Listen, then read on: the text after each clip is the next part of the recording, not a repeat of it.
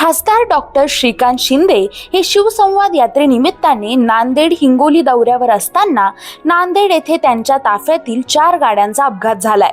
ते नांदेडवरून नायगावकडे जात असताना अचानक एक वाहन समोर आल्याने हा अपघात झाल्याचं सांगण्यात येते। ताफ्यातील मागील 3 गाड्या एकमेकांवर आदळल्या असून यात वाहनांचं नुकसान झालं असलं तरी सुदैवानं कोणतीही जीवितहानी झाली नाही, त्यामुळे मोठी दुर्घटना टळली आहे।